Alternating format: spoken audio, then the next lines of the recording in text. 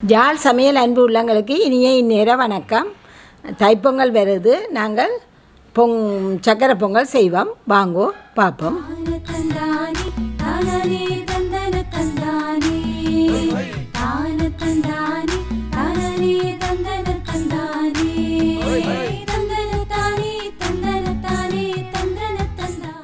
இந்த பயிரை நல்லா கழுவி காய வச்சு வச்சுருக்கிறோம். இனி இதை வறுக்க போகிறேன். இதை வறுத்தா பேருந்து நீங்கள் திருப்பி பொங்கலுக்குள்ள போடைக்குள்ள கழுவ தேவையில்லை. இப்படியே வறுத்து திரிச்சிக்கண்டா சரி. வாங்கோ இதை முதல்ல வறுப்போம். நாங்கள் சட்டியை காய வச்சுருக்கிறோம்.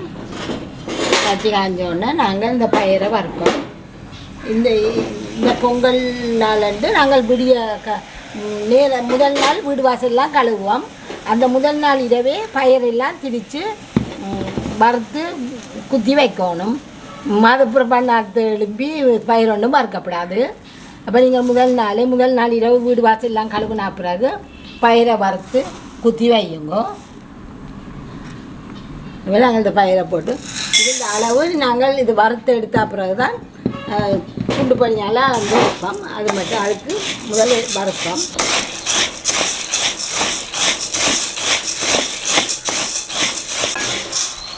இப்போ நிறம் மாறி இந்த பயிறு நிறம் மாறிட்டுது. நிறம் மாறி ஒரு வாசம் கிடைச்சிருக்குது. இதை நீங்கள் எடுத்து இதை கொஞ்சம் பயிரை கிண்டி ஒட்டாண்டு நசிச்சு பார்த்தீங்கன்னா அந்த உள்ளுக்கு தெரியும். ஒரு மெல்லிய ப்ரௌன் கலரில் வந்திருக்கும். நாங்கள் இதை இப்படியே அடுப்பை இறக்க போகிறோங்க. இறக்கி ஆற விட்டுட்டா நல்லா ஆறின அப்புறம் தான் நீங்கள் இதை உடைக்கணும். சூட்டோட உடைச்சிக்கொண்டா நொறுங்கிப்போம். தூள் தூளாக வந்துடும்.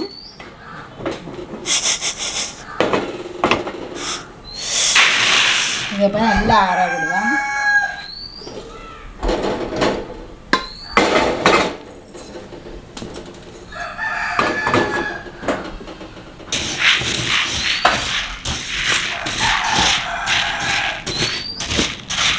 இதை திரிச்சு நாங்கள் 1 கிலோ அரிசி எடுத்தோம்னா எங்களுக்கு இதில் 1.5 சுண்டு பயிர் தான் வேணும். இதை நாங்கள் திரித்து சேர்ந்து சுண்டு பனியால் அளந்து எடுப்போம். இது வந்து ஆரட்டும் அதுக்கட்டும். இப்போ நாங்கள் ஏலக்காய்களை வறுப்போம். இப்போ இதுக்குள்ள கொஞ்சம் நெய்யை விட்டு முதல்ல ஏலக்காயை வறுக்க போகிறோம். இதுகளெல்லாம் முதல் நாள்லேயே நீங்கள் செய்து வச்சுருங்க. வீடு கழுவி துப்புரவாக்கின பிறகு இதுகளை செய்து வச்சுருங்க. இதுக்குள்ளே ஏலக்காய் போட்டோன்னா வெடிக்கும். மறுபடியாக கவனமாக உடனே வைக்கிடுங்க. சாரியா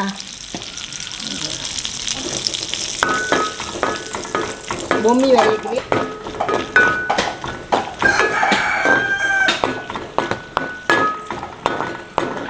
இந்த சாரியாக கோது ப்ரௌன் நிறம் மாறினாலும் அதை இறக்கி வைக்குங்க.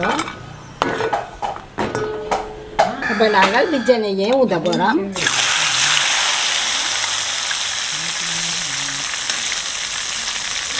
கஜுவை போட போகிறோம். முந்திரி வச்சை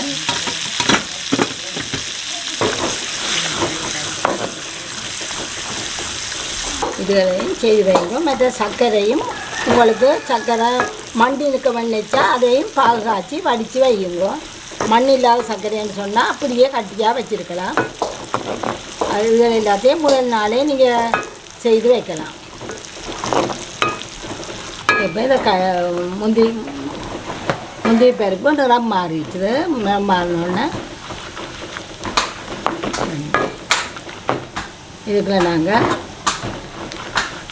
நாங்கள் இந்த முந்திய வத்தலை போடுறோம்.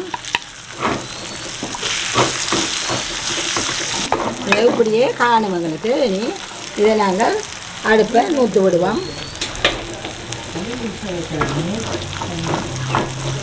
இந்த சூட்டுக்கு இந்த முந்திரி வத்தெல்லாம் ஊதிக்கொண்டு வரும்.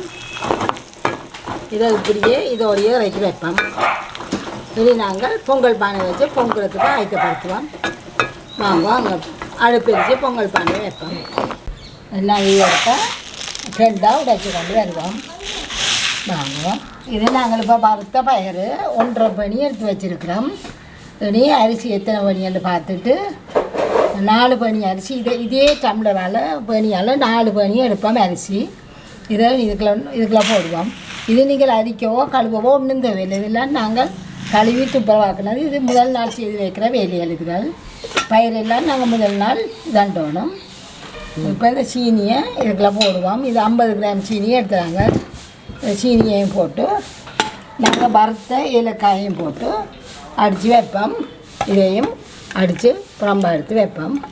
எங்களோட சர்க்கரை வந்து மண் கல் இல்லாதபடியாக நாங்கள் அப்படியே வச்சுருக்கிறோம். இதை பவுடராக்கி எடுப்போம். இதை அடித்து கொண்டு வந்துட்டோம். இது சீனியும் ஏலக்காயும் அடித்து கொண்டு வந்திருக்கிறோம். இதையும் புறம்பா வைப்போம். இதை ஒரு முதல் நாள் செய்திங்கட்டா ஒரு பொத்தலுக்குள்ள போட்டு வையுங்கோ. இந்த பனியால் 4 பனி எடுக்கிறோம். பயிறு 1.5 பனி எடுத்தேன். அப்படியே போடுவோம். இனி இதை கழுவணும். அதுக்கிடையில் நாங்கள் அடுப்பை மூடி பானையை வைப்போம். வாங்கோ, கிழக்கு பக்கம் பார்த்து பானை தண்ணியை வையுங்கோ. இதில் பானையில் நீங்கள் மாயிலியல் மஞ்சள் இலியல் கட்டுங்கோ. பொங்கல் அண்டு சமைக்கல தண்ணி நல்லா கொதிக்கணும். ஒரு அரை கொதியல் கொதிச்சு கொண்டிருக்கல நாங்கள் அந்த பசுப்பால் வச்சுருந்தாங்களோ அதை இதுக்குள்ளே விடுவோம். அது மட்டும் தண்ணி கொதிக்கட்டும். இப்போ தண்ணி கொதிக்க துவங்குது. பூவையெல்லாம் ஆவியாக வருதுல. இப்போ பசுப்பாலை விடுவோம். இது பொங்கி வடியணும். 1/2 லிட்டர் அரை போத்தல் பால் விடுங்கோ. அது நீதான் பொங்கி வடியும். நீங்கள் இருக்கிறத பொறுத்து கிழக்கு பக்கம் படித்தா கூட நல்ல மட்டும் விடும்.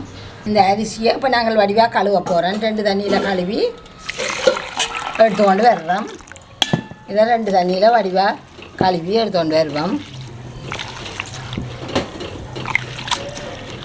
இந்த அரிசியை 2 தண்ணியில் அரிச்சிட்டு வந்துட்டோம். இதுக்கெல்லாம் நாங்கள் ஏற்கனவே வறுத்து குத்தின பயிரெல்லாம் போடுவோம். இதை விடத்து நாங்கள் இந்த 2ஆம் 3ஆம் பாலுக்குள்ள ஊற விடுவோம். அதை கொதிக்க மாட்டோம். இது ஊறிக்கொண்டு இருக்கட்டும். இந்த அரிசியும் பருப்பும் இந்த பாலுக்கெல்லாம் ஊறிக்கொண்டு இருக்கட்டும். இது 2ஆம் 3ஆம் பால்.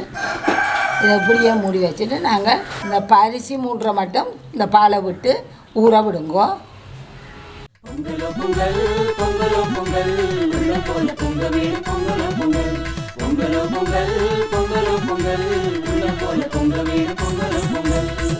தண்ணி நல்லா பொங்கிட்டுது. பொங்கி வடியை தங்கிட்டு முதல் கிழக்கு பக்கமாயும் வெந்து வடக்கு பக்கமாயும் வடிக்குது. இது பொங்கின பிறகு நாங்கள் அரிசியை போடுவோம். இப்போ நாங்கள் இது நல்லா தண்ணி பொங்கி வடிஞ்சிட்டுது. இப்போ வீட்டு ஆம்பளியல் தான் வீட்டு தலைவர் தான் இந்த அரிசியை போடணும். அது எப்படி என்றால் 2 கையாலையும் எடுத்து 3 தரம் சுற்றி போடுவோம் அரிசியை. இது வீட்டு தலைவர் தான் போடுவோம் அரிசி. அதை தொடர்ந்து ஆம்பளை பிள்ளையெல்லாம் ஒவ்வொரு தரம் வந்து போடுவோம். இப்போ எங்களோட ஆம்பளை குட்டி போட போகுது. அங்கே இப்போ டிஷர்ட்டே மாண்டது 2 இடம் இருக்கு.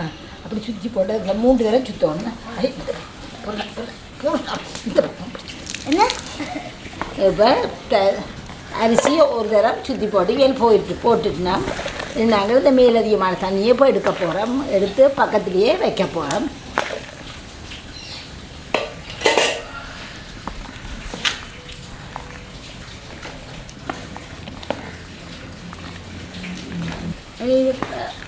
பொங்கல் அரிசியை போட போகிறோம். இந்த அரிசியையும் இப்படியே போடுங்கோ.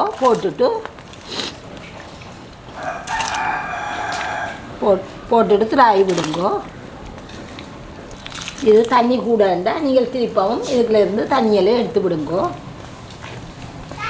இந்த சுடு தண்ணியை பக்கத்துலேயே வச்சுருங்கோ. அரிசி அவிய காணாட்டி நாங்கள் இந்த தண்ணியை தான் விடணும். இது பக்கத்துலேயே இருக்கட்டும். இது நாங்கள் இன்னும் போட்டு முடியல. ஊற வச்ச பால் தண்ணியோடு இதை இதுக்குள்ளே போடுங்கோ. போட்டுட்டு அடுப்பு எரியுங்கோ.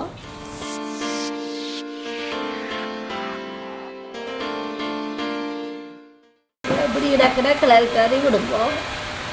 இதை இடக்கிட கிளறி விடுங்கோ. அரிசி வெந்துச்சுன்னா நீங்கள் அடுப்பு எரிக்கப்படாது. மெல்லிய தண்ணியே விடணும். இப்போ நல்லா கிளறி விட்டுட்டு திருப்பி அடுப்பு எரியுங்கோ. அவியல் அரிசி மட்டத்துக்கு வந்துட்டு தண்ணி மட்டத்துக்கு சோறு வந்துட்டு இனி நாங்கள் ஒரு சொட்டும் அடுப்புலாம் நெருப்ப விடக்கூடாது. கணலில் மட்டும்தான் இருக்கணும். எல்லா நெருப்பையும் இழுத்து விடுவோம்.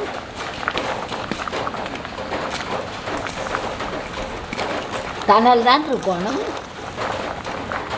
இப்போ இதுக்குள்ள ஒன்றும் இல்லை. இப்படியே விடுவோம்.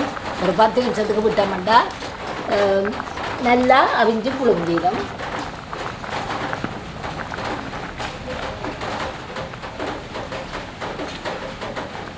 இப்போ அரிசி முக்காப்பத்துக்கு கிட்ட அவிஞ்சிட்டுது. முக்காப்பத்துக்கு மேலே அவிஞ்சிட்டுது. இந்த அரிசி நல்லா அவிஞ்சு இனி அதுக்கு அவிய இடம் இல்லையாண்டா அப்புறம் நீங்கள் சர்க்கரையை போடணும். அதுக்கு மேலே சர்க்கரையை போட்டிங்கன்னா அரிசி தேறிடும், அவியாது. இப்படியே விடுங்கோ. அரிசி புழுங்கட்டும்.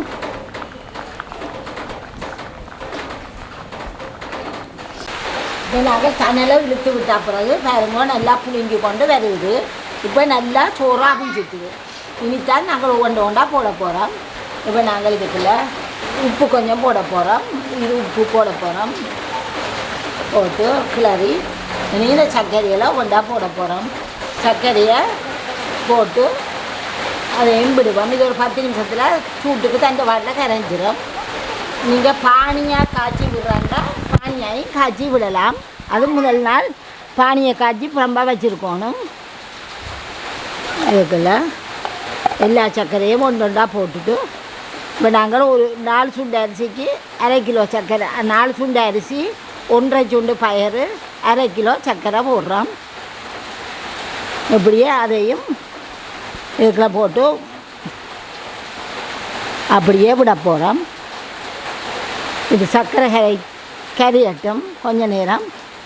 உப்பு சில ஆக்கள் உப்பு போடுறது இல்லைன்னு சொல்லுவோம். நாங்கள் நெடுக போடுறது அந்த இதில் நாங்கள் போட்டுக்கொண்டே வரோம்.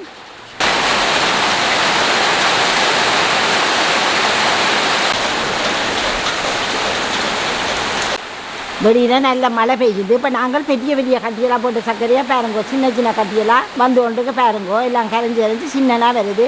இன்னொரு கொஞ்சம் நேரம். ஆனால் நீங்கள் விழா செய்கிறதும் தணலில் நெருப்பேறியப்படாது. அப்படியே இங்கே பாருங்க நல்லா கரைஞ்சி நிறம் மாறிக்கொண்டு வருது. இன்னொரு 5 நிமிஷத்தில் எல்லா சர்க்கரையும் கரைஞ்சிடும். அதுக்கு பிறகு நாங்கள் பால் மற்ற சாமான்களை போடுவோம்.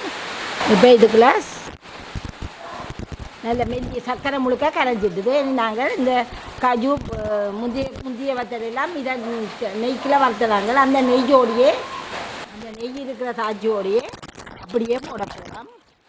இதுக்குள்ள நெய் இருக்கு அடியில், அப்படியே எல்லாத்தையும் போடுவோம். இதுக்குள்ள ஒரு கரடி தேனும் விடுவோம்.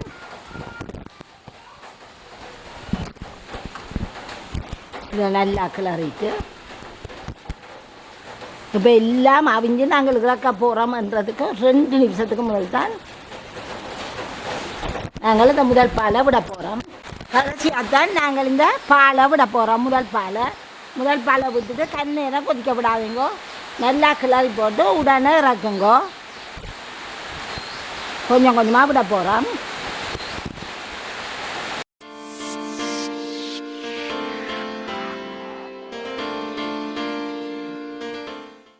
அரிசி மட்டத்துக்கு வந்தோடனே நீங்கள் அடுப்பை எரிக்கவே விடாது.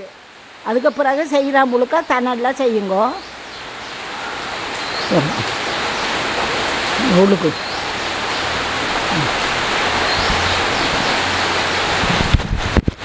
இது ஒரு கொட்டை அரிசி, 4 சுண்டு அரிசிக்கு ஒரு தேங்காய் எடுத்து கொண்டு வந்தாங்க.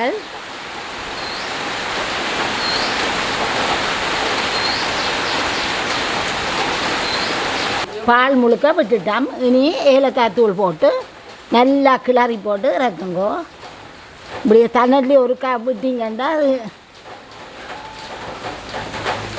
இந்த புக்கியோட பால் முழுக்க சேரும். நல்லா ஒரு காட்டி கொடுத்து நல்லா கிளறுங்கோ. இப்போ நாங்கள் இதுக்குள்ள ஏலக்காய் தூள் 50 கிராம் சீனியோட ஏலக்காய் அரைச்சி 50 கிராம் சீனியோட ஏலக்காய் அரைச்சி வச்ச நாங்கள் இதை இனி கொஞ்சம் கொஞ்சமாக போட்டு அடி மட்டும் கிளற போகிறோம். இப்போ உங்களுக்கு அந்த சர்க்கரை பொங்கலோட வாசம் வரும்.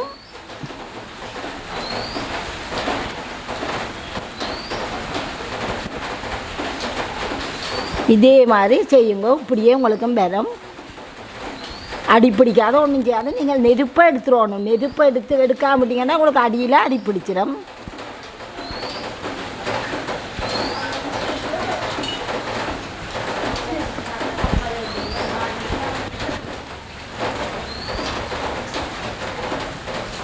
இதே மாதிரி செய்து இறக்குங்க. நீங்களும் இப்படியே வரும்.